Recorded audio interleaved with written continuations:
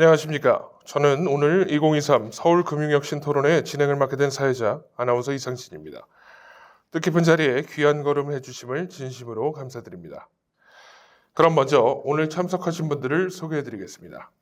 귀하신 분들이 이번 2023 서울금융혁신토론회에 참석해 주셨는데요. 한 분씩 소개해드릴 때마다 큰 박수로 환영해 주시기 바랍니다.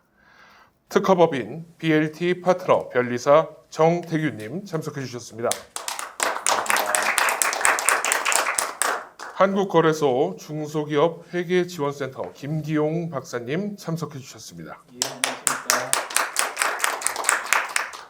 서울과학종합대학원 VC MBA 교수 우재준님 참석해 주셨습니다. 네, 반갑습니다.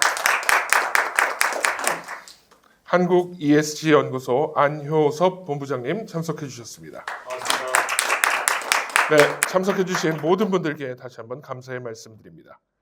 2023 서울금융혁신 제3회 토론회의 주제는 기술기업의 미래와 투자 안정성, 기술 특례 상장제도 개선 방안입니다. 첫 순서로 기술 특례 상장제도는 기술력이 뛰어난 회사가 성장할 수 있도록 상장 기준을 낮춰주는 제도로 2005년에 도입되었으며 회사의 보유 기술이 유망하다고 판단될 경우 재무제표상 적자가 있더라도 상장 기회를 제공한다는 의미가 있습니다. 현재 제도 시행 현황에 대해 어떻게 바라보고 계시는지 우리 패널 분들의 고견을 들어보고 싶습니다. 예, 저는 한국거래소 회계지원센터에서 지금 현재 근무하고 있는 김기용이라고 합니다. 제가 어떻게 한국거래소 입사를 해서 근무를 하다 보니까 상장 심사 쪽, 특히 최근에 기술특례 상장 심사팀장도 좀 했었고요.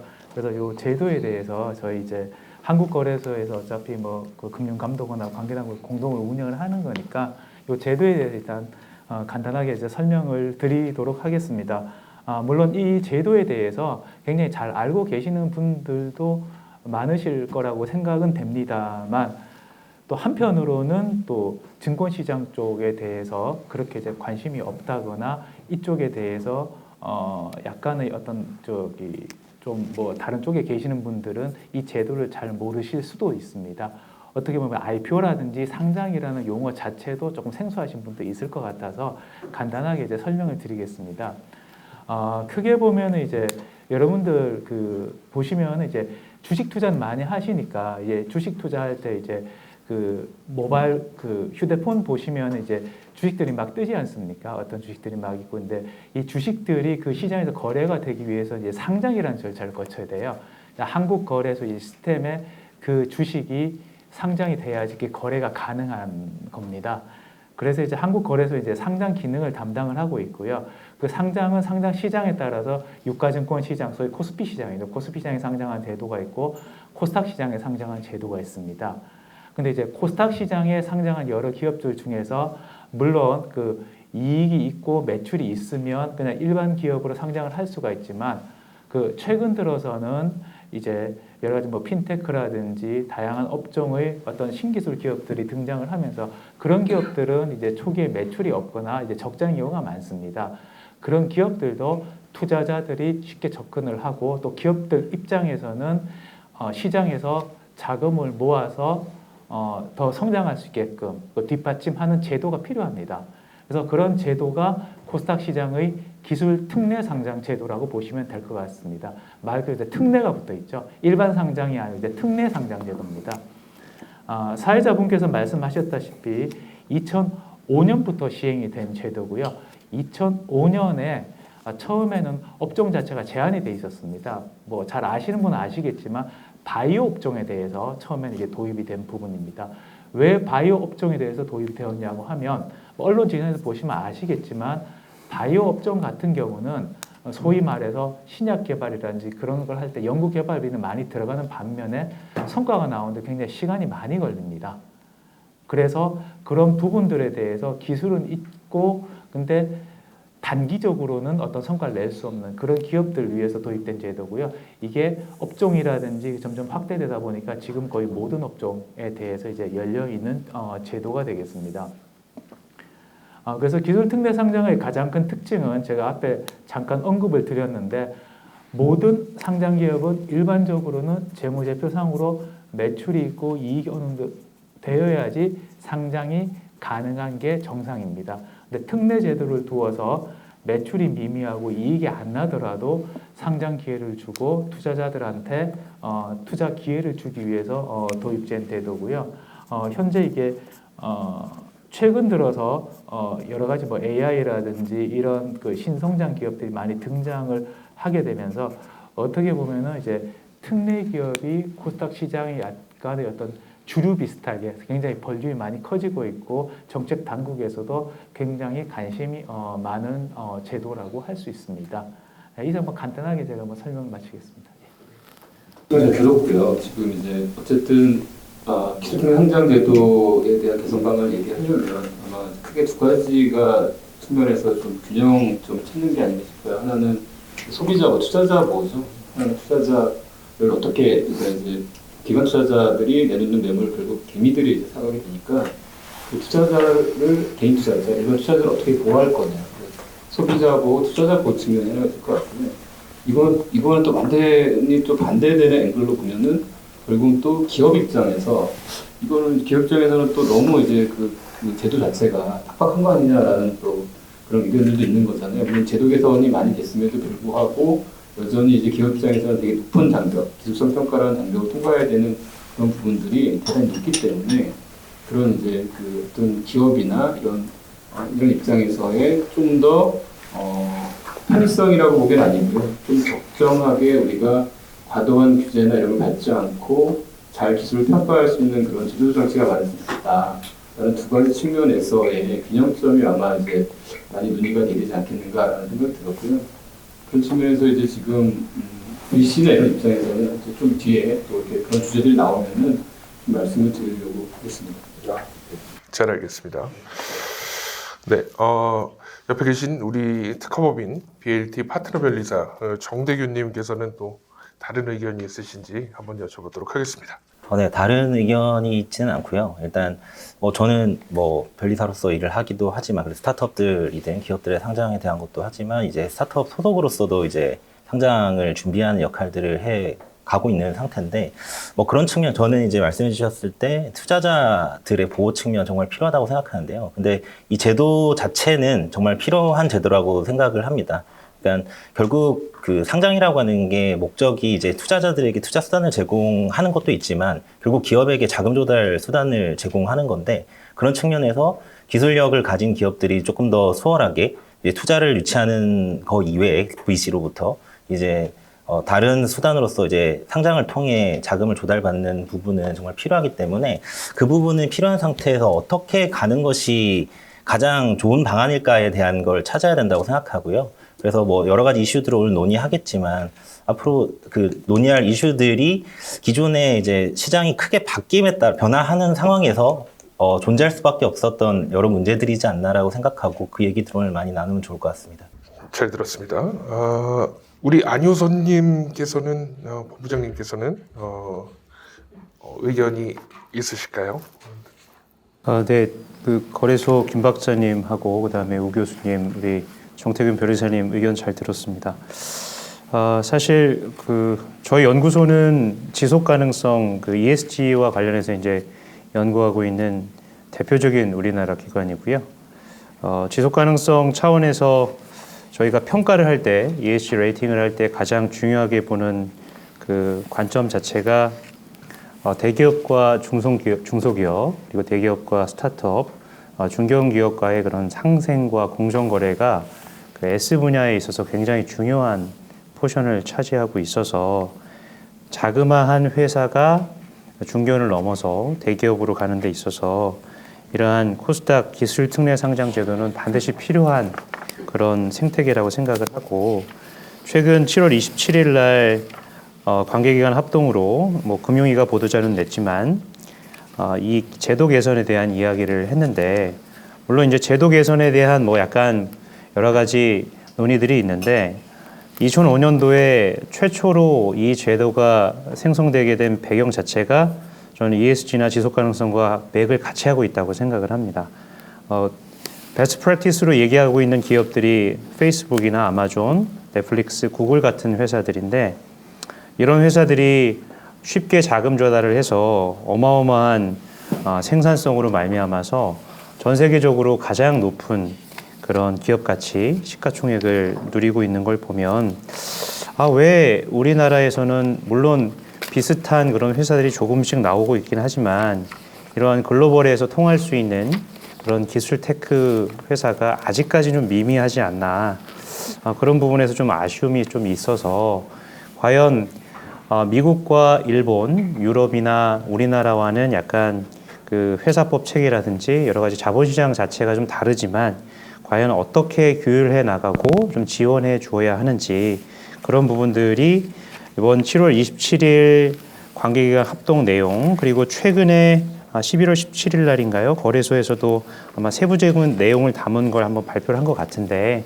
그런 내용에 있어서의 그런 시사점이나 개선 방안에 대해서 논의하는 데 좀 시사점이 있을 것 같습니다. 네, 잘 들었습니다. 네, 우리 김기용 박사님께서는 따로 말씀 주실 게 있으실까요? 우 교수님이나 여기 정 변리사님이나 안우섭 본부장님 말씀 잘 들었고요. 저희 어떻게 보면 약간 정책 당국이라고 볼 수 있는데 저희도 이제 예전부터 이제 많은 이제 고민을 많이 해와서 어떻게 보면 이제 발전한 제도라고 볼 수는 있습니다. 일단은 아까 말씀하신 대로 이제 기술 특례 상장 제도 유용성에 대해서는 다 이제 공감을 하시는 것 같아요. 이제 뭐 극단적으로 어떤 아까 사회자께서도 말씀하셨지만은 파도 같은 문제가 생겼을 때 기술 특례 상장 제도가 무용론이다라고 하시는 분은 제가 언론 기사를 찾아봐도 없는 것 같고요. 어떻게 보완을 해야 되는지 그게 아마 방점인 것 같습니다. 그게 이제 방점이고 사실 이 제도를 다 설계함이 있어가지고 증권 시장에는 아까 우 교수님께서 말씀하신 대로 기업도 있고 투자자도 있거든요. 양쪽을 어떻게 균형에 맞추는가. 특히 기술 특례 상장 제도는 어떻게 보면은 상당히 그 나중에 기업이 성장해서 결실을 얻을 수만 있지만 상당히 리스크가 큰 기업이라고 볼 수가 있습니다. 그래서 이런 상황들을 어떻게 잘 조합해서 나갈 것인가가 아마 저희 이제 향후의 과제가 될 것 같습니다. 지금 이제 한번 거론이 됐던 이 파두라는 반도체 제조업체, 최근 이슈가 되고 있습니다. 올해 첫 초단위 공모주로 이제 관심을 받았다가 실제로는 미미한 실적으로 부실 상장 의혹이 제기되었고요. 이 때문에 기술 특례 상장 제도가 다시금 주목을 받게 되었습니다. 바로 이 파두가 제도를 통해서 상장할 수 있었기 때문입니다. 부실 상장 의혹에 대해 어떻게 생각을 하고 계시는지 한 분 한 분 자유롭게 또 이야기를 해주시고 네. 또 이렇게 활짝 웃어주셔서 또 어떤 느낌인지 제가 좀 한번 들어봐야 될 것 같습니다. 네, 좋습니다. 사실 이제 여러 가지 같이 논의를 해야 될 부분인 것 같은데 파도라는 기업 자체를 얘기하는 거는 이제 기술 현장을 얘기할 때는 결국에는 신청 심사 사후 관리잖아요. 했을 때 이제 신청 단계, 심사 단계에서의 이슈가 있었느냐 이런 부분들이 되게 이제 중요해 보이는데 그런 것들을 이제 결론적으로 얘기를 하자면은 뭐 이건 고의로 누락했느냐 아니면 어쩔 수 없이 이렇게 됐느냐 이슈인 것 같아요. 근데 실질적으로 기술성 평가를 봤을 때에 우리 뭐 심사를 하는 경우 마찬가지겠지만 대체로 우리가 선정하는 밸류에이션이라고 하는 것이 추정치거든요. 보통 기업 입장에서 보자면 추정치인 거고 그것보다는 향후 이제 현재 시점에서의 매출을 가지고 지금 하는 것이 아니라 향후 뭐 5년이나 10년 후에 완성된 모습을 가지고 보통은 이제 그 밸류에이션을 하고 그걸 바탕으로 해서 심사를 하고 그래서 이제 상장을 시키는 경우가 되게 많습니다. 그래서 그런 부분에 있어가지고 이제 이게 당장 1년도 실적에 대해서 추정치랑 이제 안 맞는 경우에는 실질적으로 기업과의 문제가 있다라고 생각을 하지만 좀 시간을 그러니까 단순히 짧은 시간에 나타나는 걸 가지고서 기술 기업의 실적이 사기다 또는 실적을 뭐 잘못했다라는 걸로 이렇게 가기에는 사실 시간들이 좀 남아있긴 한 것 같아요. 그래서 아까 말씀드린 대로 제 생각에 이 사태를 바라보는 전반적인 시장의 관점은 일단 시간을 통해서 장기적으로 이 기업이 그만한 성장을 달성할 수 있을 것이냐에 대한 포인트가 하나 있는 거고 그거를 달성하기 위해서 기존에 하기 위한 그 제시했던 부분들이 하지 못했을 때에 어떻게 사후 관리를 하고 그다음에 그거에 대한 그 또 다른 문제가 나타날 줄 알수록 계속 지속적으로 관리를 해나갈 거냐에 대한 부분들이 더 중요시되는 부분인데 당장 이제 실적이 좀 안 나온다고 하니까 막 이제 뭐 그러다가 나쁜 거고 기술평가가지고 한 거야 이렇게 하기보다는 그런 측면에서 이제 제도가 이제 지금 이슈는 이제 이미 심사하기가 끝났기 때문에 좀 심사하는 게 있을 수가 있겠죠, 그죠? 그다음에 사후 관리 이슈에서도 이런 것들이 나타났을 때 또 거래소나 또는 뭐 증권사를 통해서 상장 주관사를 통해 가지고 어떠한 또 대전하기보다 관리 요소를 또 부여할 거냐, 책임성을 부여할 거냐 이런 부분들에 대한 것들이 좀 이 계기를 통해 가지고 좀 논의가 좀 그런 쪽으로 흘러갔으면 좋겠습니다. 그래서 갑자기 이제 이렇게 하다 보니까 기술평가 외용문 이렇게 둘이 나오더라고요. 보니까 그런 부분들 흘러가기보다는 실질적으로 어떻게 제도가 성숙되는 과정에 나타나는 문제로 생각하거든요. 했을 때 그 부분들을 어떻게 좀 보완적으로 나갈 거냐에 대한 게 좀 많이 논의가 됐으면 좋겠다라는 의견을 가지고 있습니다. 네, 또 다른 의견을 가지고 계신 분이 계시면, 네, 우리 정태규님, 네. 다른 의견은 아니고요. 일단 어쨌든 지금 말씀하셨던 대로 이 공모 자체가 큰 이슈였기 때문에 크게 되게 그 시장에서도 와닿고 그리고 이제 투자자분들에게도 되게 큰 이슈라고 생각이 됩니다. 사실 기술특례 상장 제도에 대해서 아까 제도에 이제 상장을 할 때에 특례로서 올려주는 부분도 말씀을 해주셨고 그 기업들은 매출이 충분하지 않은 상태에서 상장을 하는 거기 때문에 당연히 유예 기간이라는 거를 이제 가지기도 하면서 그걸 이제 그 예측한 결과들을 따라가느냐라는 걸 보게 될 텐데요. 그걸 쉽게 이제 달성하지 못한 케이스들은 분명히 이제 더 있었지만 그러한 이제 기업들에 비해서 지금 토론 주제로서 언급되고 있는 파도라는 기업이 더더욱더 이제 관심사여서 시장에서 더 파급력 있게 다뤄지고 있는 거라고 생각이 됩니다. 그래서 이걸 통해서 이제 개선해야 될 포인트를 말씀해 주신 대로 제대로 가야 되는 것 같고, 그리고 앞서 말씀하셨던 대로 바이오 기업 중심으로 특례 상장을 운영해 오다가 확장을 하게 되고 했던 것도 그 각각의 케이스에서 이슈들이 크게 발생하면서 범위도 넓어지고 다양하게 변화된 거라고 생각하거든요. 그래서 그러한 방향으로서 이슈를 살펴보는 게 더 맞지 않나라고 생각이 됩니다. 저희 회사가 아무래도 좀 증권 계열 이제 회사다 보니까 저희가 이제 대신금융그룹 소속이거든요. 이 사건에 대해서 굉장히 눈여겨봤는데 저도 기사를 좀 모니터링하다 보니까 이런 내용이 있더라고요.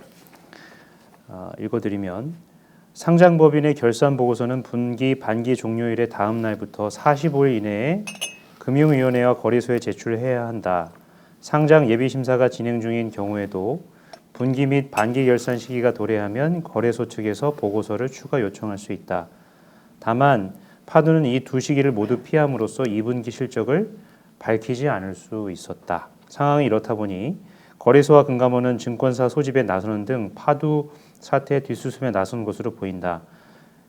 기특 상장 완화를 추진하려던 정부가 급제동을 밟을 수밖에 없는 상황인 것이다. 이에 대해 금감원 측 관계자는 파두 사태에 관련해서 반기 보고서 제출 의무가 없는 기업이더라도 잠정 실적을 낼 수 있도록 하는 등의 여러 방안을 고민 중이다. 다만 잠정 실적을 공시하도록 할 때 투자자들이 불확실한 내용을 접할 수 있어서 그 부분은 주의해야 한다라고 말했다. 저는 이 신문 기사 문구에 아주 100% 동의를 좀 하고요.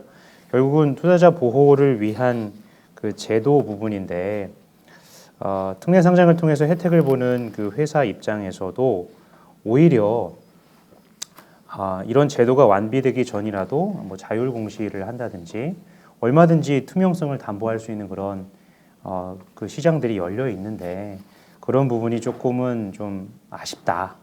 그런 의견을 좀 드립니다.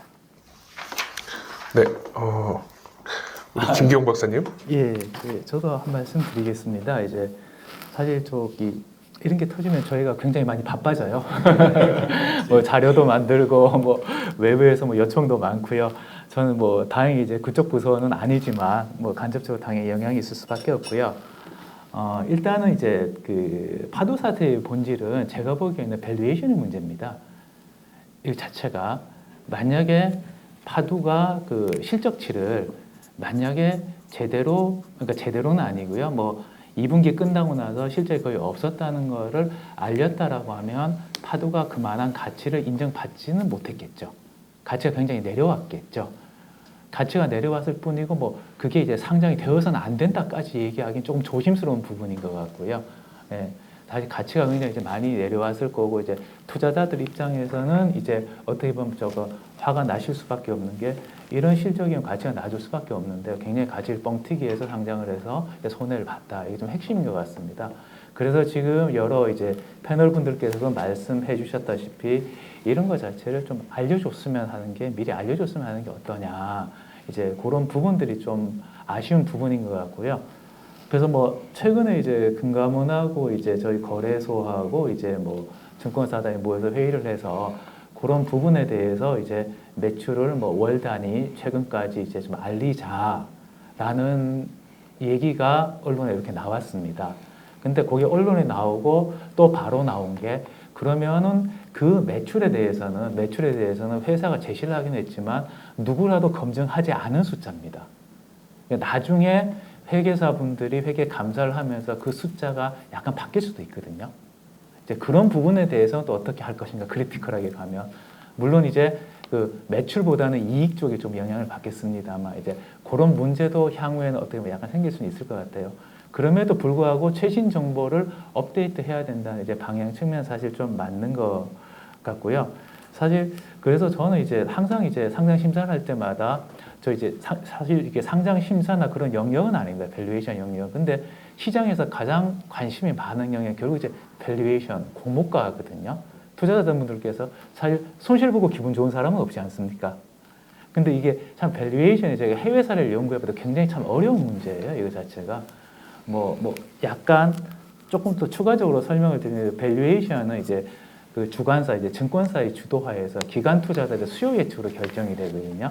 기관 투자자분들께서 뭐 연기금이라든지 공제라든지 이런 분들이 이제 전문가들이시니까 그런 분들이 이 주식의 가격은 뭐 2만 원이 적당하냐, 3만 원이 적당하냐 수요 예측을 받아서 그거 자체로 해서 이제 가격을 제시합니다. 투자자들 거기에 따라서 이제 투자를 하는 거죠. 그런 가격 발견 기능 그런 부분들이 이제 전체적으로 봐서는 우리나라에서 아직까지는 조금 뭐 발전돼야 될 부분이 아닌가 어려운 과제이긴 하지만 이제 그렇게 조금 뭐 생각을 하고 있습니다. 이제 파도를 좀 얘기하다 보니까 조금 이제 말씀이 좀 길어졌는데요. 그래서 이런 부분 자체는 이제 그 파도 사태가 이런 것들도 기술 특례 상장 제도가 약간 이제 성장하는 이제 계기가 됐으면 좋겠다라는 게 개인적인 바람입니다. 예. 네, 잘 들었습니다. 네, 당장의 매출보다 이 기술력을 갖춘 기업의 미래 가치를 인정하다 보니 기술 특례 상장 제도에 대한 비판뿐 아니라 특례 상장 기업들의 공시 의무를 이제 강화하고 공시 위반 모니터링을 강화해야 한다는 이야기가 나오고 있습니다. 반면에 특례 상장 기업이 일반 상장사보다 사업 시장성에서 장점을 발휘했다는 조사 결과가 보고되어 기술 특례 상장 제도를 오히려 넓혀야 한다는 주장도 생겨나고 있습니다. 여기에 대해서 의견을 자유롭게 나누어 주시면 감사하겠습니다. 이게 어렵고 애매한 질문인 것 같은데요. 일단 그 범위를 넓힌다에 대한 거는 계속해서 넓혀져 왔던 것 같습니다. 그러니까 이제 뭐 결국 넓힌다라는 게 혜택을 받을 수 있는 이 제도를 이용할 수 있는 기술 분야에 대한 확장이라고 생각이 되고 그 자체에 대해서는 지금 더 확장을 해야 될 범위가 크게 배려가 있는가에 대한 조금 생각이 들고요. 반면에 뭐 지금 오히려 접근되고 있는 측면이라고 한다면은 특례 상장 내에서도 조금 더 특례라고 볼 수 있는 그러한 트랙들을 더 만듦에 따라서 좀 더 특정 기술 분야들 이제 뭐 상황에 따라서 필요한 기술 분야들에 대해서 뭐 소부장이기도 했고 지금 딥테크에 대해서 지금 그러한 제도들을 제공하심에 따라서 좀 더 기존에 뭐 2개의 등급을 받아야 됐다면 하나만 받으면 되는 그러한 트랙들을 제공해 주시고 있기 때문에 뭐 확장은 필요한 부분에 있어서 되어 가고 있다라고 생각이 되고요. 다만 이제 여기에 첨언을 한다면은 특례 제도 상에서 더 이제 좀 도움을 줘야 되는, 도움이라기보다는 좀 더 특례를 줘야 되는 기업들을 대상으로 할 때 그게 등급을 하나만 받게 하는 것이 그게 더 좋은 조건을 제시하는 건가에 대한 거에 대해서는 조금 고민이 되는 경우들이 좀 있었습니다. 두 개를 평가받아서 하나 더 좋은 거 받으면 통과될 수 있던 그런 것들이 하나 받아서 등급을 잘 못 받으면 통과를 못 할 수도 있는 그런 부분들이 있다 보니까 저는 이제 의견을 여기서 정리를 하자면은 뭔가 특례 제도 상에서도 특정 분야에 대한 추가적인 특례 트랙을 제공을 해주시고 계신데 그 특례 트랙이 어떠한 형태가 되는 것이 더 좋을 것인가에 대한 고민이 좀 더 수반된다면은 좋지 않을까라 생각되고요.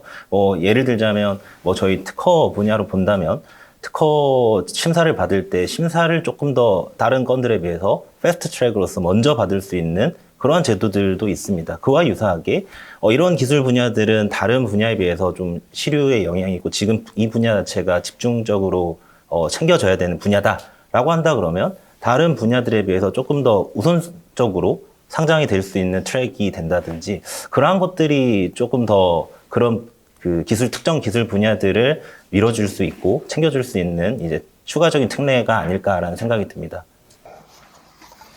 네, 잘 들었습니다. 네. 지금 그리고 신청이나 심사 단계에 대한 이슈들이 좀 많이 아무래도 기업입장에 됐을 것 같아요.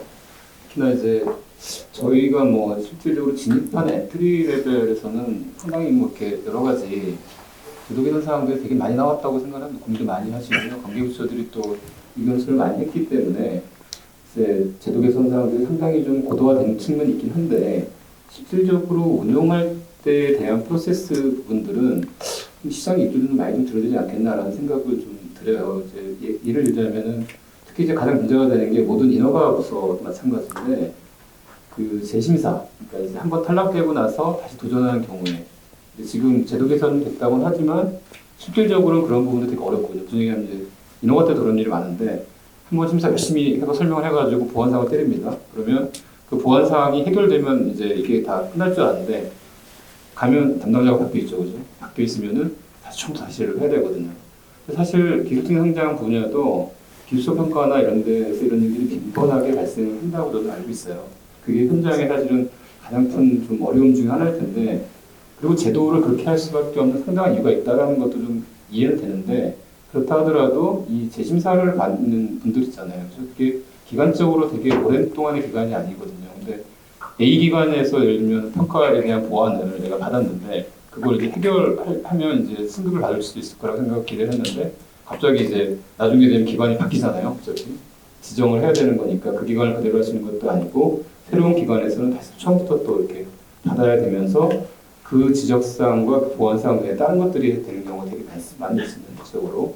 그래서 이런 부분들을 과연 해결할 수 없을까? 뭔가 좀 해결책이 나올 수 이게 이제 사실 해결이 안 되면서 계속 이제 얘기 나왔던 부분들인 건데 이런 부분들이 좀 어떻게 좀 해결이 될 수 있는 문제가 있지 않겠는가. 그래도 좀 더 이렇게 같이 노력을 하면 정보가 공유되든가 아니면 운영하는 측면에서 그 부분들에 대해서 제도 개선상이 나왔지만 신속 트랙을 좀 별도로 좀 한다든가 그 안에서 사전 신청해서 몇 개월 이내에 다시 보완을 완벽하게 했다라고 판단이 되면 이제 이거를 그냥 신속 트랙을 태울 건가 아닌 건가 이런 좀 프로세스를 밟아가지고 바로 태워주면 그 부분만 보완되면 좀 조건 컨디셔널 그러니까 탈락이 아니라 예를 들어 조건부 탈락 이런 제도도 할 수 있잖아요, 그렇죠? 예, 그러니까 이런 것들이 개선되면 나중에 아예 심사를 할 때 그런 부분들을 좀 넣으면 어떻겠는가라는 좀 생각을 좀 해보거든요. 그래서 그런 부분들이 좀 제도 개선상이 나왔으면 좋겠다라는 그런 아쉬움이 있었습니다. 네, 좋은 말씀들 많이 해주셨는데, 그러니까 이제 이런 그 기술특례 상장 제도의 그 장점과 단점을 그 병존적으로 말씀하시면서 어떤 보완책이 필요하신가 이제 진행자께서 그런 질문을 좀 주신 것 같은데 요즘에 그 화두가 되고 있는 정치 용어 중에 하나를 빌어서 좀 비유적으로 말씀드리면 저는 기술특례 대상 업체가 긁지 않은 복권인 것 같습니다. 뭔가 잘 발굴을 하게 되면 이제 별이 되는 그런 이제 그 유니콘 기업이 되는 것이고 안 그러면 이제 투자 실패로 나아가게 될 것인데 관계기관 합동으로 제시한 여러 가지 해결 방안 중에서 제가 눈여겨보고 있고 가장 유효한 방법이 그 자료의 10페이지에 있는데요. 지난 7월 27일 보도자료의 10페이지, 별첨 2 자료의 10페이지에 있는데 전문가 풀 상장위원회 구성, 심사 대상 관련 제도 개선이라는 부분입니다. 다양한 분야의 기술 전문가 참여가 가능하도록 거래소의 전문가 네트워크 강화인데요. 그래서 특별히 눈에 들어오는 부분이 상장위원회를 구성할 때 기술 전문가 2인 이상 참여를 의무화한 부분인데 저는 개인적으로 아예 3인 이상으로 해도 되지 않을까. 더 기술 분야를 좀 강화해서 물론 판단에 휴먼 에러는 있을 수 있기 때문에 결국 리스크 테이킹을 하고 이러한 위험 자본이 들어가는 부분이기 때문에 어찌할 수 없는 부분은 사실 사람의 영역은 아닌 것 같고 다만 테크에 대한 부분을 판단할 수 있는 전문가를 더 투입을 해서 이런 특례 상장 부분을 완화한 약간은 좀 정교하게 가져가는 것이 가장 중요하다고 생각을 하고 그 이후에 사후적으로 아까 제가 말씀드렸던 투명성이라든지 제도적인 투자자 보호를 위한 장치들이 좀 보완되는 방향으로 주의적으로는 전문가들을 더 많이 투입을 해야 된다. 그리고 예비적으로는 그런 투명성 강화, 주주 보호와 관련된 부분이 필요하다. 이런 말씀을 드리고 싶습니다. 네, 감사합니다. 네, 김경호 박사님께서는 네. 예, 아무래도 그 제도 쪽 얘기가 많이 나오다 보니까요. 예. 제가 그래도 저도 7월달에 이제 관계기관 합동으로 기술특례 제도 개선 방안을 이제 마련을 하긴 했습니다. 일단 이제 말씀 좋은 말씀 많이 주셨고요. 제가 이제 그 예전부터 이제 상장 쪽에 있습니다. 프로세스를 조금 훑어보면 어떻게 보면 시장 참여자들 수준도 굉장히 많이 높아지셨고요. 업종도 굉장히 많이 다양화되고 하면서 굉장히 이제 정교해지는 것 같아요. 이제 제도 자체가 정교해지면은 좋기는 좋은데 복잡합니다. 혹시 코스닥 상장 규정이나 이런 거 보셨는지 모르겠는데 규정만 봐서는 아마 잘 이해가 안 되실 거예요. 굉장히 복잡합니다. 그리고 이제 기술 특례 상장도 예전에 조금 심플했었는데 이제 어떻게 보면 소부장 특례도 들어가 있고요. 그 다음에 단수 평가도 들어가 있고요. 그 다음에 이제 시총이 높으면은 단수 평가.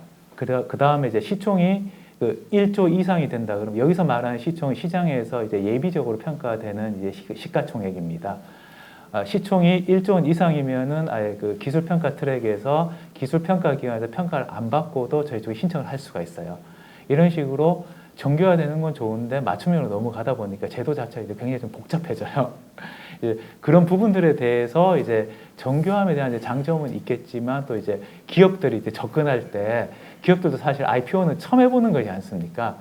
굉장히 조금 이제 처음에 이게 좀 무슨 말인지 모르겠는데 복잡하다 이런 인식들이 조금 있는 것 같고요. 그리고 이제 저희가 이제 안 그래도 이제 기술평가 특례의 이제 핵심 자체는 이제 기술성 평가입니다. 기술성 평가 관련해서 이제 표준 평가 모델도 많이 이제 도입을 해서 이제 하고 있고요. 그 다음에 단수 평가, 이제 복수 평가도 있지만 이제 저희도 이제 많이 이제 그 기술 전문가들 이렇게 이제 불러서 회의를 해보면 이제 기술 전문가들께서도 이제 의견이 엇갈린 경우도 사실 조금 있고요. 그리고 이제 어떻게 보면은 이제 저희가 이제 기술 전문가들 저희도 사실 많이 모시고 싶어요. 근데 의외로 해당되는 분야의 전문가들이 좀 그렇게 많지 않다는 거를 저희가 이제 실제로 업무를 하면서 좀 많이 좀 느낍니다. 사실 그 회사의 그 기술, 그 제품에 대해서 가장 잘하는 그 회사입니다. 근데 그 회사는 이게 당사자이기 때문에 할 수는 없죠. 제3자가 판단을 해야 되는데 이제 그 제3자를 구성하는 데 있어서 저희가 상당히 좀 실무적으로는 좀 이제 어려운 점이 좀 있긴 있습니다. 그래서 만약에 그 제3자가 와서 그 기업의 기술이라든지 제품에 대해서 약간 어떻게 보면 좋지 않은 평가를 했을 때 그 기업이 어떻게 보면은 약간 수긍하지 않는 경우도 간혹 발생을 하긴 합니다.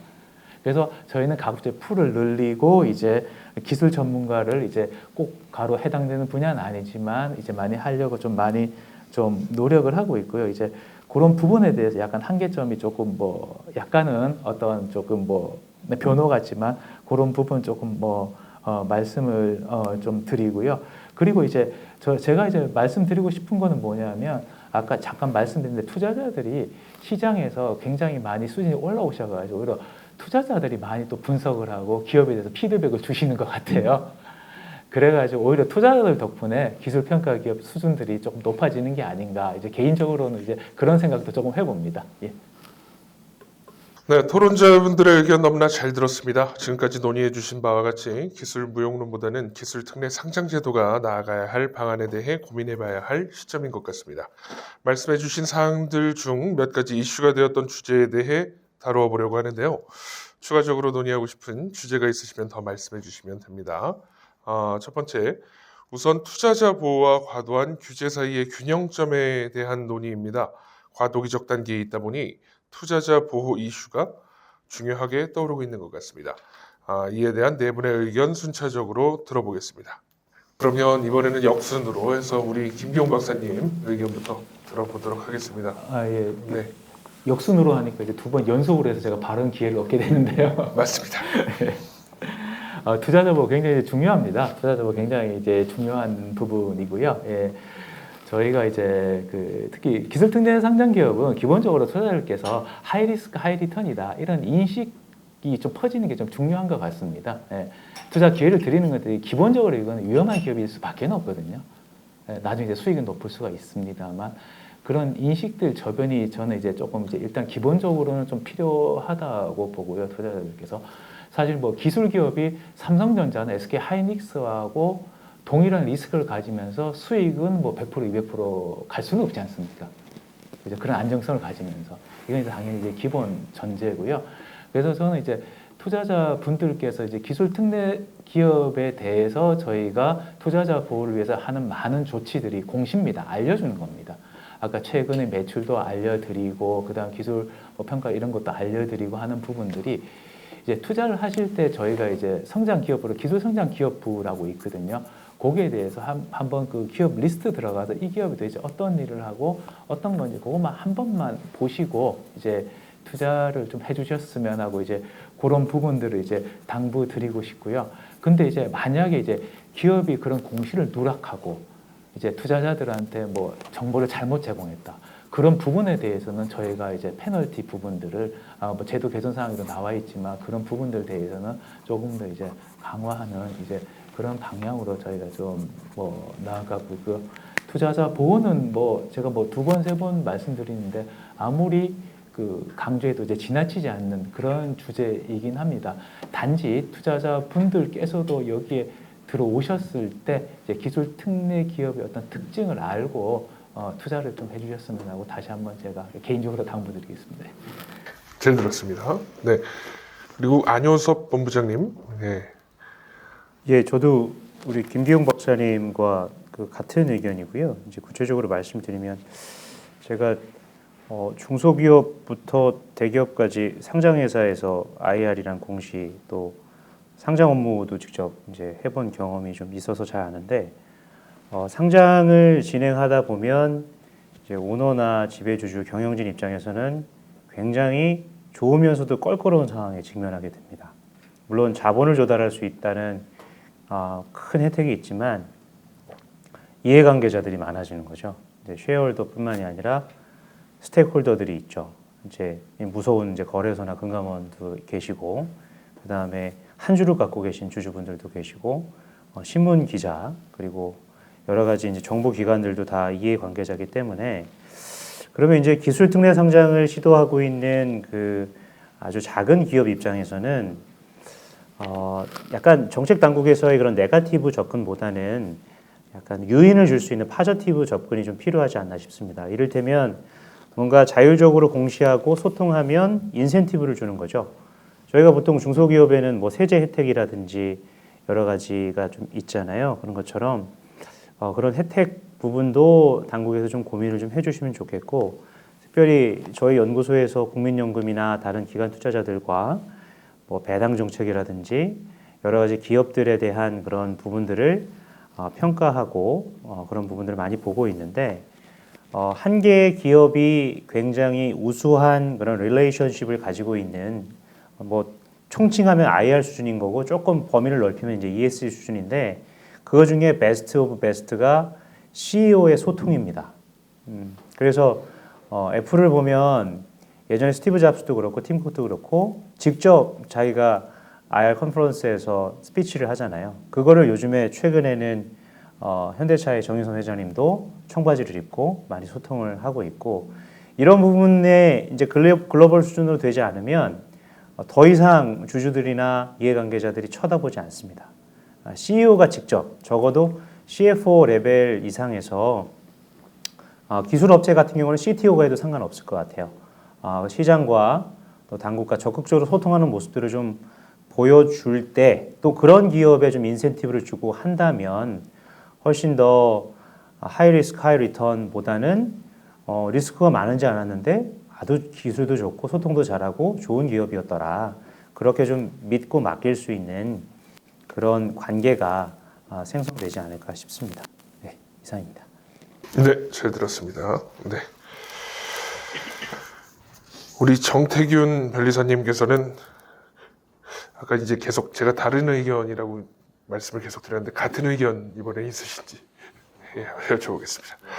말씀드리자면 방금 말씀해 주신 포인트에서 인센티브적인 부분을 말씀해 주셨는데 상장 이후에 뭔가 투자자들에게 정보를 더 전달하기 위한 측면에서는 그러한 이제 좀 동기를 부여하는 수단이 더 필요할 수 있다고 생각되는데 지금 이제 가장 기술특례 상장 기업들에게 중요한 부분은 아까 김경 박사님도 말씀하셨지만 시장에서 이미 투자자 밸류에이션적인 측면에서 일반 공중들이라고 할 수 있는 일반 국민들이 투자할 수 있는 상장 단계로 넘어가기 전 단계에 이제 시장의 투자자들이 이제 VC나 다른 투자자들이 판단했던 밸류에이션을 가지고 이제 거기서 다음 상장을 가게 되는데 그 부분에 대한 적정성에 대한 판단을 할 수 있는 정보의 부족이 이제 초기에 투자를 이제 상장을 하고 나서 들어가고 하는 분들이 많으신데 그에 영향을 미친다고 생각이 됩니다. 그래서 저는 어쨌든 이제 특례 제도라는 것 자체가 기존의 다른 일반 상장들에 비해서 어쨌든 더 조건이 충족되지 않지만 다른 평가를 통해서 특례를 인정을 해주는 거다라고 한다면은 그 특례를 많이 인정받을수록 어쨌든 더 엄격한 판단들은 더 받아야 된다고 생각이 돼요. 엄격한 판단이라는 게 기술 평가에 대한 부분도 있겠지만 뭔가 제출하거나 하는 서류적인 측면이든 뭐 제시해야 될 부분에 있어서 더 엄격해져야 된다 생각하고요. 그래서 뭐 특례라고 볼 수 있는 예를 들면 이번에 새롭게 도입된 딥테크 아까도 잠깐 제가 언급했었는데 그러한 쪽도 되게 화두가 되는 기술이다 보니까 그런 기술 분야가 기술특례 상장을 하게 된다 그러면 그 또한 더 시장에서 파급력이 클 거라고 생각이 됩니다. 그렇게 됐을 때를 고려한다면 이제 그만큼 더 특례를 받는 기업에게는 평가와 상장을 진행하는 과정에서 조금 더 기준을 높게 볼 수 있는 그러한 조치가 필요하지 않을까 그렇게 생각이 됩니다. 네, 잘 들었습니다. 네, 마지막으로 우재준 교수님. 네, 항상 맨 마지막 제 불리하긴 한 것 같습니다. 들었습니다. 두 가지 지금 일단 뭐 첫 번째로는 말씀하신 대로 그 기술특례 상장 제도의 유용성과 밸류에이션에 대한 부분은 투자자 보호 측면에서 이제 항상 다루는 이슈긴 한데 유효성에 대한 부분은 큰 문제는 없는 것 같아요. 제가 볼 때 그런 부분들을 이제 같이 겨룰 문제가 아니라 결론적으로는 이 기술특례 상장 제도에서 있어서의 합리적인 가격 예측, 수요 예측을 어떻게 할 거냐, 이게 이제 이슈가 될 것 같아요. 그래야지만 이게 그 갭을 줄일 수 있는 방안이 무엇인가가 당연히 이제 논의되는 게 먼저 우선시해야 되지 않을까라는 생각이 들고요. 이제 홍보 측면에서도 마찬가지인 것 같아요. 이 측면에서는 유용성과 밸류에이션은 다른 문제인데 이제 같이 하다 보니까 무용론으로 가는 거잖아요. 그래서 결국에는 합리적으로 이 수요 예측, 즉 적정한 가격을 예측할 수 있는 가장 좋은 방법이 무엇일까? 요거에 현재의 기관의 수요 예측만으로 이거를 다 할 수 있는 거냐면 그렇게 문제가 됐으니 그런 다른 원칙은 없을 것인가? 논의되는 거 외에 저는 잘 아직 그쪽 전문가는 아니라서 지금 그런 부분에 대한 좀 연구나 이런 사례가 좀 많아야 된다고 생각을 하고요. 두 번째는 이건 좀 과도하게 주권자들한테 책임지긴 하지만 사실상 이로 인해서 이렇게 이제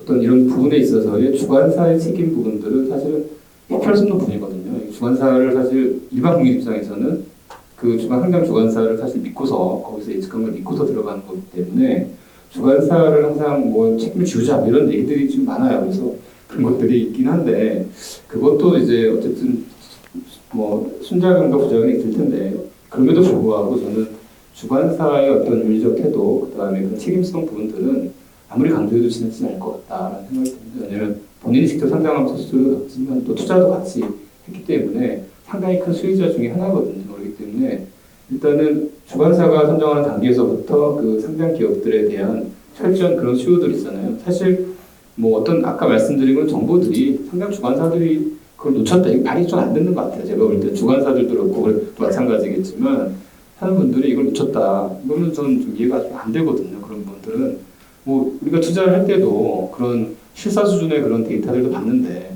현재 시점에서의 매출 실적이나 이런 부분들을 그냥 가지고 있고 이건 좀 아닌 것 같아서 결국은 이런 일이 좀 갭이 많이 벌어졌을 때 주관사가 좀 더 많은 책임성 있는 자세를 좀 해야 되겠다 이런 생각이 들고요. 세 번째 또 하나 중요한 게 있습니다. 뭐냐면 스타트업이나 상장을 하는 수준에 있는 회사들조차도 사실 IR 공시에 안내하는 거 잘 모르는 분들 많아요.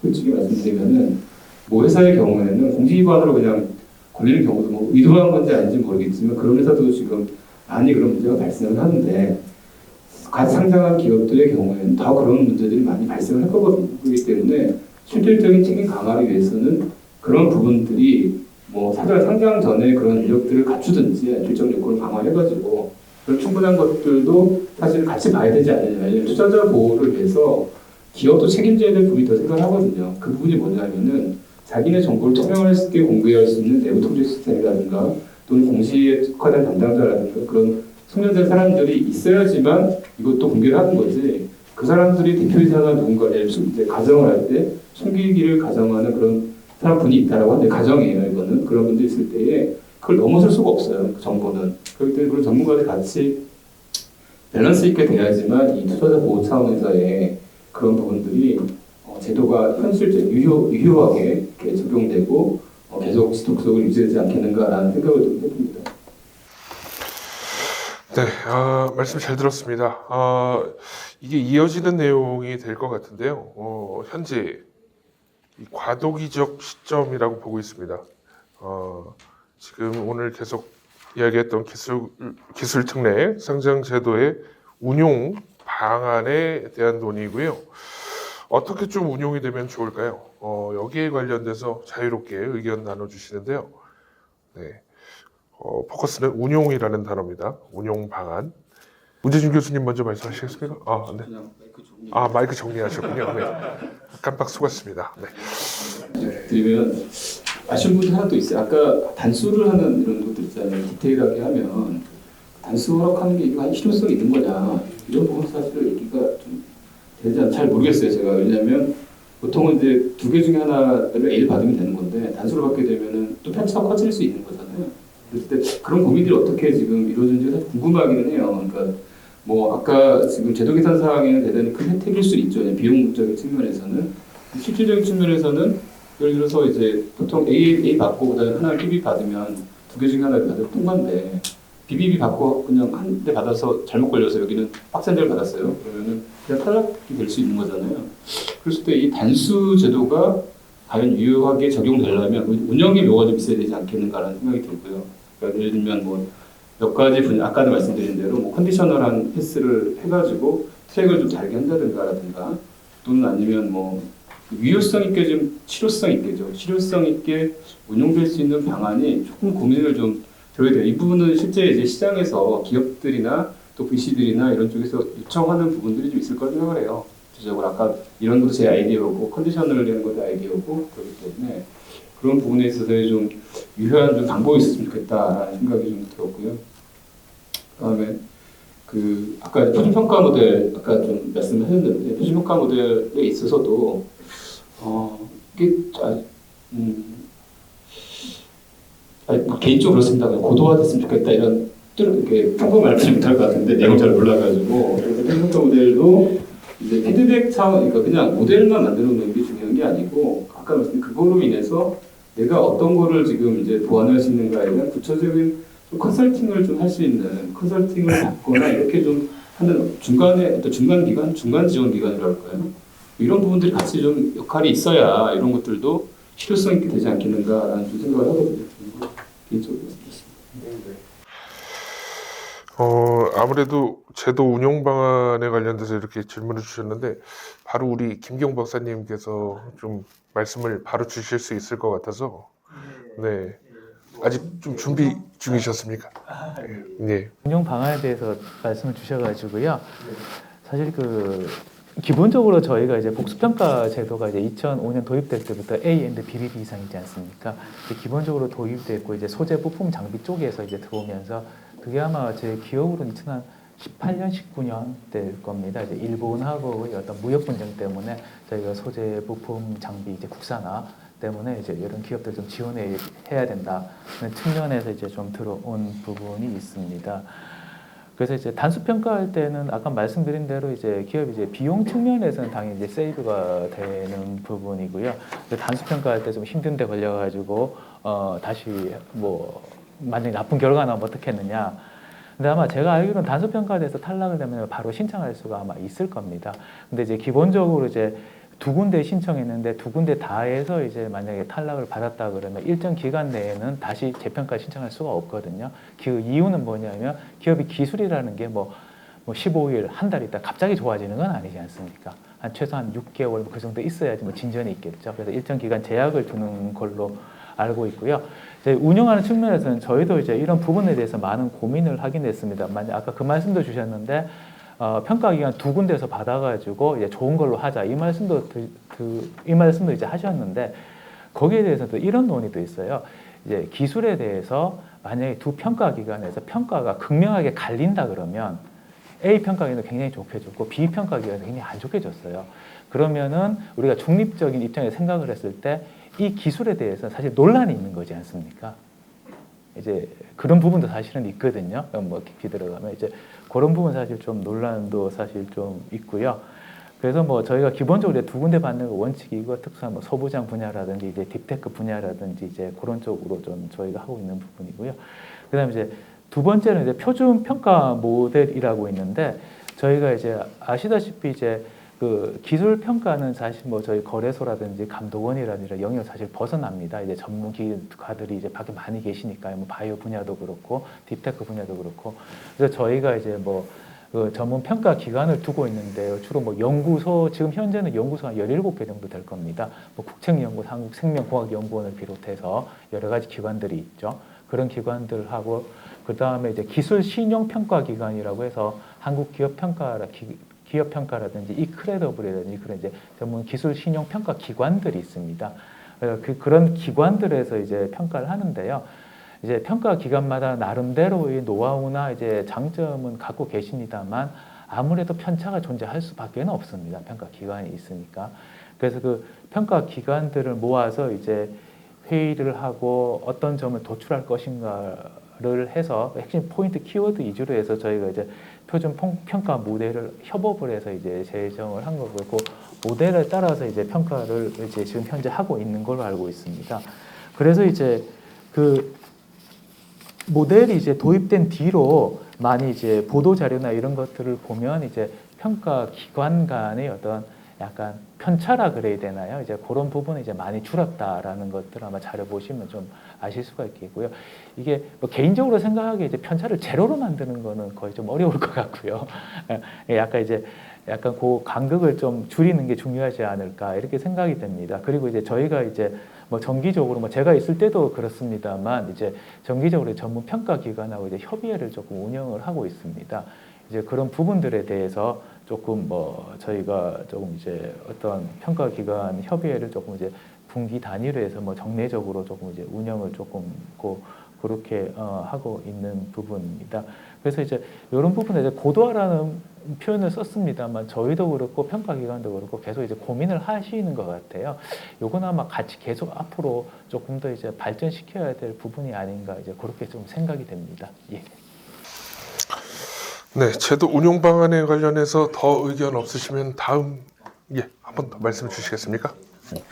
뭐 말씀해주신 부분에 뭐 다른 의견이라기보다는 뭐 사실 컨설팅이라는 부분이 아까 좀 얘기가 나왔었는데 기술 평가에 대해서 예비 평가 제도가 있거든요. 그래서 예비 평가를 통해서 평가 기관에서 미리 한번 그 평가 기관이 실제 평가하는 과정을 한번 거치고 그 과정에서 어떤 부분을 보완하면 좋겠다라는 의견을 받고 그 기관은 이제 배제된 상태에서 실제 본평가에 들어가는 식으로 운영이 되고 있기 때문에 말씀하신 대로 모의고사라는 과정이 없다면은 기업들이 처음으로 이제 기술 평가를 들어가는 데서 되게 어려움을 겪습니다. 왜냐하면 그 문서 자체가 익숙하지도 않거든요. 그 기술사업계획서라는 부분이요. 그런 부분이 있기 때문에 모의고사와 같은 예비평가가 그런 도움들을 약간 주고 있는 상태다라고 생각이 되고요. 그런 운용 측면은 긍정적이라고 생각을 합니다. 근데 말씀하셨던 대로 표준평가 모델이 나오면서 확실히 그 편차는 많이 줄어든 것 같습니다. 처음에 이제 실제로 기업 입장에서 평가를 받는다고 하면은 어떤 기관이 맡았을 때 어떤 부분을 중점으로 보느냐에 대해서 과거에는 되게 파악을 잘 해야 되는 부분이나 그런 부분들이 또 노하우였다고 한다면 지금은 그런 부분은 많이 해소되었지만 근데 아직도 이제 TCB 기관이라고 하는 신용평가 이제 기관과 이제 전문 이제 연구기관 간의 갭은 아직 좀 존재를 하는 것 같습니다. 그리고 전문 연구기관 입장에서는 이제 이 자체가 그 참여하는 분들이 아까 얘기 나왔던 대로 기술에 대해서는 이해도가 가장 높은 분일 수 있는데 그분들이 참여하는 거에 대해서 그분들 스스로 이제 추가적인 업무일 수도 있는 거고, 그래서 이제 참여 자체가 독려되기가 조금 어려운 부분이 있지 않나라고 생각이 됩니다. 그렇고 이제 또 반면에 이제 TCB 기관은 이제 접근하는 측면이 진짜 사업성적인 측면을 좀 더 포커스를 둘 수 있다면은 전문 연구기관 같은 경우는 기술에 좀 포커스가 됨에 따라 좀 그거는 이제 평가 기준이 동일하다 하더라도 관점의 차이는 분명히 존재할 수밖에 없는 것 같거든요. 그래서 그런 부분에 대해서 좀 보완 과정들은 진행이 되어야 표준 평가 모델 잘 만든 상태에서 그 기관의 편차가 점점 더 줄어들 수 있지 않을까 좀 생각이 됩니다. 네, 잘 들었습니다. 네. 안효섭 본부장님께서는 다른 말씀? 예, 굳이 발언이 필요하다고 하시면, 저기 너무 좋은 말씀들 많이 해주셔서 저는 한 가지 꼭지만 말씀드리면 11월 17일 날 이제 거래소 코스닥 시장본부 상장부에서 기술 특례 상장제도 개선을 위한 상장 규정 및 시행세칙 개정 예고를 하셨고요. 개정 주요 내용이 총 4가지 꼭지인데 가가 주관사 책임성 부여 장치 강화, 나가 기술 특례 상장 유형 체계화 합리화, 다가 딥테크 기업 등에 대한 단수 기술 평가 허용, 마지막 라가 기술 특례 상장 대상 중소기업 범위 확대인데 라에 대해서만 간단하게 좀 말씀드리면 거래소에서 얘기하고 있는 기준은 중견기업 등이 30% 이상 출자하여 법률상 중소기업으로 인정되지 못하더라도 일정 요건을 충족한 경우에는 이제 대상에 포함시킨다는 건데요. 그 일정 요건이 예시로 들고 있는 것이 중소기업법상 규모 요건 충족 혹은 딥테크 등 첨단 기술 분야 또는 중견기업의 투자 기간이 3년 이상인 경우 대기업 계열사는 제외하고 중견기업 출자 비율 50% 미만 등으로 나와 있는데 저는 아예 범위를 확대할 거면 이렇게 하면 얼마나 그 망이 좀 늘어날까 조금 더 좀 폭넓게 인정해 주는 것도 좋지 않을까. 물론 이제 골목상권 보장해 줘라 약간 좀 그런 차원에서 대기업이나 중견기업의 진입을 좀 막는 경우도 있는데 이런 기술 산업 같은 경우에는 조금 더 폭넓게 인정해 주는 것이 그래서 사실 중소기업과 대기업의 사이에 있는 게 이제 중견기업인데 좀 애매하거든요. 그래서 중견기업의 경우에도 이런 부분을 좀 폭넓게 열어서 많은 그런 테크 기업들이 진입할 수 있도록 자금이 있어야 사실은 기술 개발하고 또 좋은 제품을 만들어낼 수 있으니까 그런 운영의 묘를 좀 살렸으면 좋겠습니다. 이제 마지막 주제를 제가 오늘 토론회가 서울국제금융오피스에서 주관하는 만큼 이 제도와 서울시의 연계점에 대해 고민을 해보면 좋을 것 같은데요. 서울시가 할 수 있는 역할에 대한 의견이 있으시다면 자유롭게 말씀해 주시면 감사하겠습니다. 기회해 주셔서 감사합니다. 아닙니다. 제가 정확하게 기억하고 있는지 모르겠는데 여기가 서울경제진흥원 쪽하고 이제 관련이 있는 것 같은데 제가 사실 관계사 일이라서 100% 다 이해는 못하지만 저희 그 같은 계열의 연구소 중에 대신경제연구소에서 서울경제진흥원 그 스타트업 대상으로 ESG 컨설팅을 아마 올해 진행하고 있는 것으로 알고 있어요. 그래서 서울시와 이것과의 연관성을 얘기를 할 때 저는 ESG 관점에서 좀 말씀을 좀 드리면 좋을 것 같아요. 어차피 제가 ESG 연구소에 있으니까 그런 차원이라면 좀 이런 그 기술 특례 상장 제도 이 부분도 뭔가 조금 더 혜택을 주는 방안에서 서울시 차원에서의 그런 인센티브 혜택, 보통 요즘은 이제 지방 분권 시대라고 해서 지방에 본사를 두거나 지방으로 하는 경우에 좀 더 약간 페어하게 뭔가 이제 베네핏을 주고 좀 그런 부분들이 있는데 수도권에서 이제 기술 집약적인 산업으로 이루어졌을 경우에 뭐 저희 그 협력 연구소 같은 ESG 컨설팅을 좀 받을 수 있도록 지원을 해준다든지 아니면 전문가들을 통해서 기술 그 고문 제도라든지 그런 부분들이 좀 이루어지면 조금 더 테크 기업들의 상장에 좀 도움이 되지 않을까. 결국은 한마디로 얘기하면 이제 돈 문제니까 좀 더 많은 투자와 혜택들이 이런 스타트업에 좀 돌아갈 수 있도록 서울시 차원에서 경제진흥원 차원에서 좀 도움이 이루어졌으면 좋겠습니다. 이어서 말씀 드려도 되나요? 네, 가능합니다. 저는 좀 추상적인 얘기일 수도 있는데, 좀 이 부분에 이렇게 생각을 좀 많이 해왔던 부분이라 말씀드리면은, 일단, 아까 뭐, 밸류에이션이든, 어쨌든 기업들의, 밸류에이션도 결국은 이제 평가에 있어서 다른 나라나 글로벌 상황과 조금 차이들도 분명히 존재하는 것 같습니다. 그리고 이제 기술 평가를 할 때도 결국은 시장성 측면에서는 글로벌 진출이나 글로벌 실적에 대한 부분을 판단을 하게 됩니다. 근데 그 부분을 보는 데 있어서 조금 이제 서울시 측면으로 본다고 하면 우리나라 전체일 수도 있을 텐데요. 우리나라가 글로벌 비즈니스에서의 전투 현장이 아닌 상태에서 다른 나라로 어떻게 비즈니스를 확장할 건지 이런 측면으로 이제 평가들이 되고 있는 것 같습니다. 결국은 한국에서 이제 다른 기업들과 같이 이제 경쟁도 되고 이제 서울시에서 또 다른 나라에서 들어온 기업들하고 같이 이제 뭔가 비즈니스 모델을 가지고 이제 경쟁을 하거나 하는 환경이 된다면은 뭐 밸류에이션 측면도 마찬가지고 이제 다른 시장성 평가를 하는 데 있어서도 좀 더 객관적인 결과를 얻을 수 있을 거라고 생각이 됩니다. 작년에 제가 좀 싱가포르 쪽에서 비즈니스적으로 이제 업무들을 많이 했었는데, 딱 상황이 제가 지금 말씀드렸던 바와 같이 다 아시아권에서든 어느 나라에서도 와서 다 같이 경쟁을 하는 환경이다 보니까 그 환경 자체가 그 기업들을 평가하는 이제 그 환경 자체가 평가를 해주는 상황으로 가는 것 같습니다. 그렇게 된다면 결국 제대로 기술력을 가지고 성장할 수 있는 기업이 살아남게 될 거고, 그런 후에 결국은 기술 평가를 받아서 상장을 한다면은 제대로 된 그 평가 결과를 바탕으로 상장 시장에서도 거래될 수 있지 않을까라는 좀 추상적이지만 그런 생각을 말씀드려 봅니다. 네, 감사합니다. 네. 아직 말씀 안 해주신 분들께서도 네, 이 연계점에 관련돼서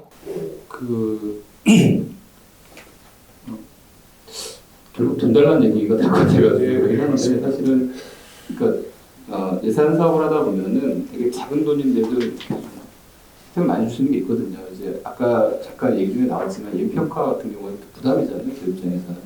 그랬을 때 서울시가 지금 창업진흥원과 해서 뭐 서울형 팁스도 하고 여러 가지 좀 선발 대차를 가지는 제도들이 많은 것 같아요. 투자 연계를 한다든가 했을 때에 이런 그 예비평가 상장 시점까지 고려한다면은 어쨌든 뭐 예평가든 기술평가를 받을 때 뭐 선발된 일부에게라도 아니면 상당히 많은 기업에게 뭐 지원을 좀 해준다든가 비용의 일부를 지원을 해준다든가 그러면 좀 더 이제 특히 예평가 같은 경우에는 이거 뭐 왜 받아야 되나 이런 생각도 가지거든요 사실. 그렇기 때문에 그런 부분에 대한 좀 지원이 좀 서울시청에서 이루어지면은 좀 어떨까라는 생각이 들고요. 장기적으로는 사실은 서울시가 지금 이제 그래도 우리나라에서 예산도 가장 많고 재정제력도 높은 도시 중에 하나가 가장 높잖아요. 그렇죠? 정부의 지원을 굳이 받을 필요가 없을 정도로 지금 하고 있는데 그렇다면 결국에는 이런 제도를 만들 때 이건 우리가 자체적으로 좀 담아낼 수 있을까 또는 우리가 요구하는 기관들을 만들 수 없을까 이런 거리까지 좀 확대를 해야 되는 거예요. 아까 그런 지원 부분에 있어서는 되게 아주 작은 부분이 될 것 같아요.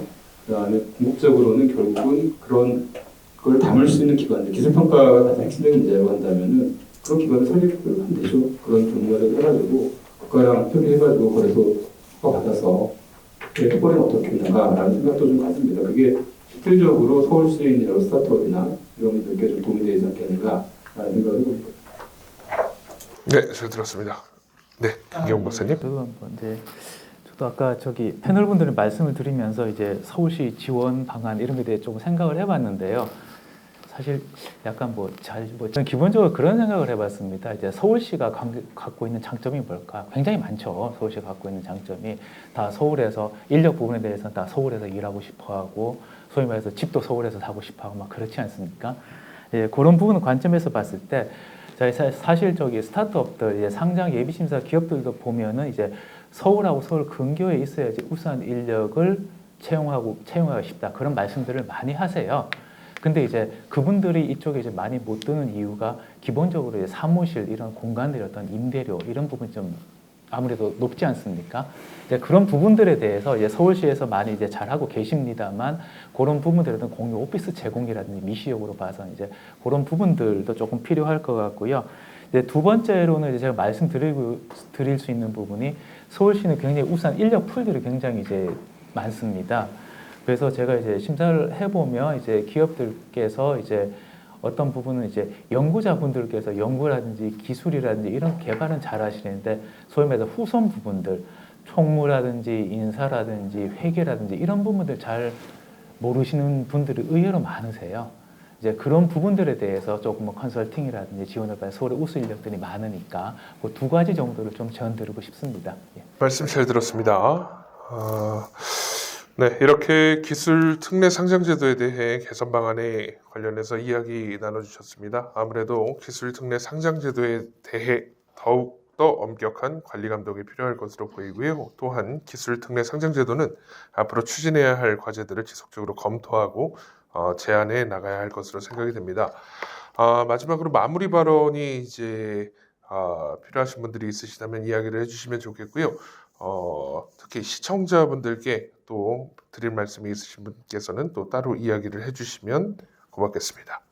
제3자 입장에서 아까 전 마지막 말씀드리고 싶은 거는 일단은 이제 이런 거죠.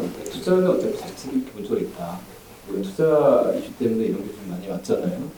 투자는 자기 책임성이 있는 거고 기술 특례 상장하는 기업들은 아까 우리 김기용 박사님 말씀하신 대로 상당히 리스크를 수반하는 거다. 그거에 대한 반대극도가 차 리턴으로 오는 건데 이런 부분들에 대한 거는 사전에 우리가 좀 공감이 되는 문화가 있겠어요. 단순히 이제 당연히 돈을 잃으면 억울하고 되게 분노하죠. 하지만 그런 제도 자체에 대한 무용론으로 흐르지 않기 위해서는 명확하게 제도에 대한 유용성과 내가 실질적으로 정확한 정보를 얻는 거는 좀 냉정하게 좀 바라보는 시각이 좀 필요할 것 같다라는 생각이 들고요. 그다음에 제도에 대한 이해나 이런 부분들은 정부 당국이나 이런 측면에서는 그런 부분들이 실효성 있게 정말 그러니까 아이템은 되게 많고 복잡한데 실질적으로 운영되는 방안들을 그래도 현장에 있는 분들이 많이 좀 구매를 했으면 좋겠다라는 생각이 들고요. 그다음에 세 번째는 우리 특히 이제 상장 주가 아까 계속 말씀드렸는데 부담을 드리는 게 아니라 국민들을 믿을 수밖에 없는 게 큰 기업이잖아요, 그래서 큰 기업, NH증권, 무슨 증권 이렇게 하는 큰 그런 회사들을 믿고서 투자를 한 거기 때문에 이분들이 좀 더 직업 정신을 발휘해서 좀 그런 책임성을 강화하는 형태로 계속 좀 노력해 주셨으면 좋겠다라는 말씀으로 마지막 드리겠습니다. 지금까지 기술기업의 미래와 투자 안정성, 기술 특례 상장제도 개선 방안을 주제로 2023 서울금융혁신 토론회를 함께했습니다. 토론위원님들의 고견을 들을 수 있어서 뜻깊었던 시간이었던 것 같고요. 이상으로 토론회를 마치려 합니다. 이후에는 토론위원님들께서 상호 교류할 수 있는 네트워킹 시간이 마련되어 있으니 마지막까지 함께해 주시면 감사하겠습니다. 지금까지 사회자 아나운서 이상진이었습니다. 고맙습니다.